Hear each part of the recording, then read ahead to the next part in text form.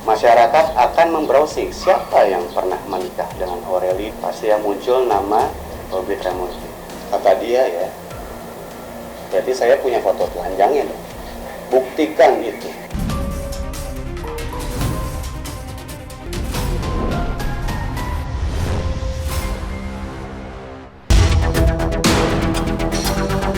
Berawal dari kisah pilu dalam buku Broken Strings milik Aureli Moremans yang mengejutkan banyak pihak, kini giliran sang mantan Robby Tremonti yang muncul ke permukaan. Walau tidak ada namanya disebut, namun kecurigaan netizen sudah mengarah kepadanya karena pernah menikah dengan Aureli. Seolah tak terima dengan label toksik dan dituding pelaku child grooming, Robby kini mengungkap berbagai hal yang cukup mengejutkan publik. Berikut inilah fakta-fakta perseteruan Aureli versus Robby dari child grooming hingga luka masa lalu. Fakta pertama, pasca heboh child grooming, Robby Tremonti muncul membeberkan bukti-bukti foto-foto pernikahan yang dianggap Aureli diancam dan tidak sah. Pasca hebohnya pengakuan Aureli Moremans soal ancaman photoshoot dan pernikahan yang dianggap tidak sah, Robby Tremonti pun buka suara. Di hadapan awak media, ia mengklaim memiliki bukti kuat bahwa pernikahan mereka di masa lalu didasari atas keinginan bersama dan rasa cinta yang mendalam, bukan karena intimidasi atau ancaman penyebaran foto tanpa busana seperti yang dituduhkan terhadap dirinya. Dengan nada tegas, ia menggarisbawahi tanggal keramat pernikahan mereka, yakni 10 Oktober 2011.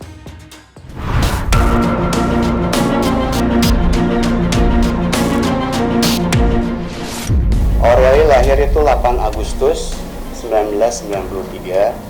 Ini kalender 10 Oktober 2011 yang menyatakan bahwa sah secara gereja Katolik Aureli berusia 18 tahun lebih 2 bulan.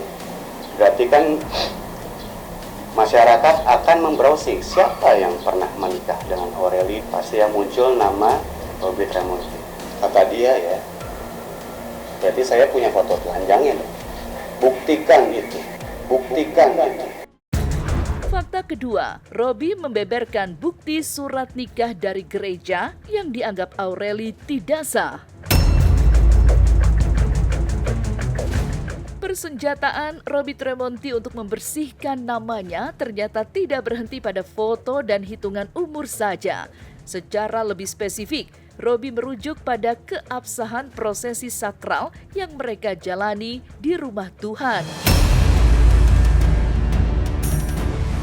Ia menegaskan bahwa pernikahan yang berlangsung pada tahun 2011 tersebut dilakukan melalui prosedur keagamaan yang semestinya dan disaksikan oleh pihak gereja. Misalnya pernikahannya nggak pernah sah dari awal, ada yang namanya annulment. Nah, kalau gereja sudah mengeluarkan surat pembatalan dan surat izin untuk menikah secara Katolik, artinya gereja sudah mengakui bahwa pernikahan yang dulu memang nggak pernah sah sejak awal. Jadi dengan adanya annulment dan izin menikah lagi secara Katolik, itu menunjukkan bahwa pernikahan yang sebelumnya dianggap tidak pernah ada secara sah. Ini kenapa saya fotokopinya masih ada.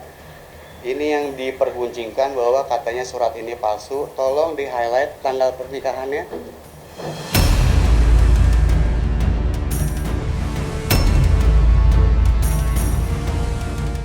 Saksi-saksi yang terlampir di foto dokumentasi pernikahan saya itu masih hidup.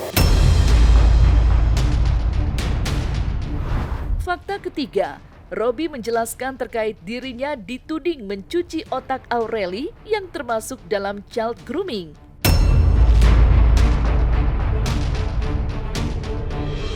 Jika selama ini pihak Aureli Moremans menyebut adanya unsur cuci otak yang membuat sang aktris kehilangan arah dan menjauh dari orang tuanya, Robby justru memberikan pengakuan bertolak belakang yang mengejutkan. Robby berdalih bahwa kehadirannya di hidup Aureli kala itu justru berperan sebagai sosok pelindung. Lantas, apa kata psikolog tentang child grooming? Tidak ada unsur saya mencuci otak itu seperti apa sih. Sangat berbanding terbalik lah. Nggak menyangka. Tapi kalau dengan urusan buku Broken Strings ini, ya kan, saya punya sikap untuk kebenaran, bukan pembenaran ya. Nah, apa tujuannya dari grooming ini? Menciptakan sebuah peluang, mengupayakan, saya nggak bilang melakukan ya, mengupayakan eksploitasi pada anak. Dia leluasa untuk misalnya mengarahkan anak, meminta anak melakukan apa yang dia inginkan. Fakta keempat, Robby jawab tudingan terkait dirinya dianggap KDRT. Perseteruan ini kian memanas saat Robby Tremonti mulai menguliti satu persatu tudingan miring yang dialamatkan kepadanya, termasuk soal kekerasan dalam rumah tangga atau KDRT. Ia mempertanyakan validitas klaim kekerasan tersebut dengan logika hukum. Tak berhenti di situ, Robby juga angkat bicara mengenai kabar miring yang menyebut dirinya melakukan teror terhadap presenter Hesti Purwadinata yang menaruh simpati pada Aureli. Saya dituduh menjadi pelaku KDRT dari 2013. Di buku itu juga menuduhkan tokoh Bobby ini yang disindirkan sudah dibahas. Kenapa tidak lapor polisi? Kenapa itu tidak dilakukan? Tidak dilaporkan secara hukum. Saya nggak ada mau komunikasi dengan Aureli, nggak ada. Kalau misalkan ada, saya mengancam sana apalagi secara WhatsApp, tolong keluarkan buktinya. Kalau misalnya ada orang nih pakai surat yang gak berlaku itu untuk membuktikan bahwa dia pernah menikah dengan aku, itu artinya apa? Itu bisa dianggap sebagai bentuk fitnah atau penyebaran klaim palsu. Intinya dia mencoba membuktikan sesuatu yang sebenarnya nggak pernah sah di mata gereja.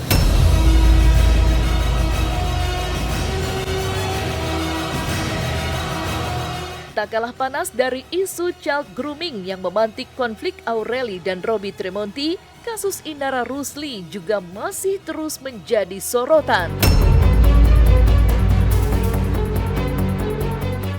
Apalagi setelah Indara Rusli muncul di podcast Denny Sumargo, bukannya jadi menuai empati, tapi Indara justru mendadak semakin dihujat netizen. Yang secara mengejutkan, emak-emak hingga selebgram bahkan para artis kompak membuat puluhan meme obrolan Indara lengkap dengan reaksi emosional mereka.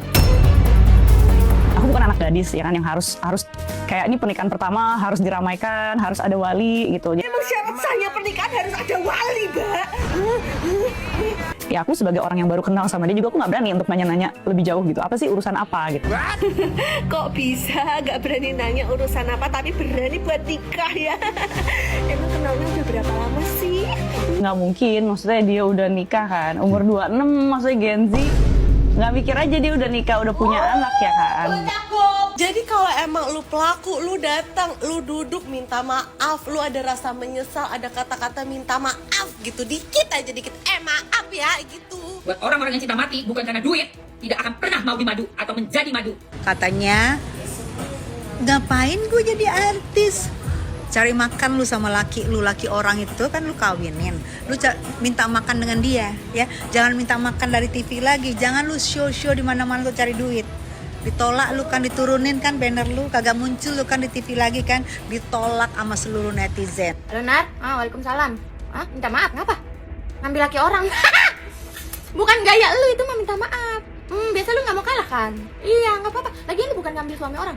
Lu cuma memindah tangankan suami orang tanpa izin. Lu cuma memindah tangankan suami orang tanpa izin. Kenapa gua kesel? Karena gua mewakili suara-suara dari istri-istri sah yang tidak mau suaminya diambil oleh pelakor, yang tidak mau suaminya diambil oleh pelakor. Ramai-ramai di roasting netizen, kabarnya Inara pun mendadak jadi mengalami tekanan emosional. Sehingga ketika mendatangi Polda Metro Jaya pada hari Selasa kemarin, Inara pun terlihat lesu, bahkan tak mau menjawab awak media. Yang pasti, agenda kedatangan Inara ke Polda Metro Jaya kemarin bersama sang pengacara untuk menerima surat penolakan restoratif justice dari Mawa. Yang jelas, lewat tim kuasa hukumnya, Inara memastikan ingin berdamai dengan Mawa, meski apapun syarat yang diberikan oleh Mawa. Inara pun dikabarkan menelan kerugian fantastis. Karena tidak hanya menuai sanksi sosial dan hujatan dari netizen, tapi juga sanksi dari sederet kontrak kerja yang kini 90% lebih bahkan tertunda. Hari ini pemeriksaan apa, Kak? Agendanya apa, Kak? Agendanya apa, Kak? Ini, Kak. Ini kalau jatuh nggak bisa sumpah. Mendatangi Renakta Polda Metro Jaya dalam rangka untuk menerima surat penolakan RJ dari pihak kuasa hukumnya Mawa, bahwa Inara sendiri sebetulnya udah merasa tertekan dengan perkara ini. Kita sudah mengirimkan surat penolakan restoratif justice.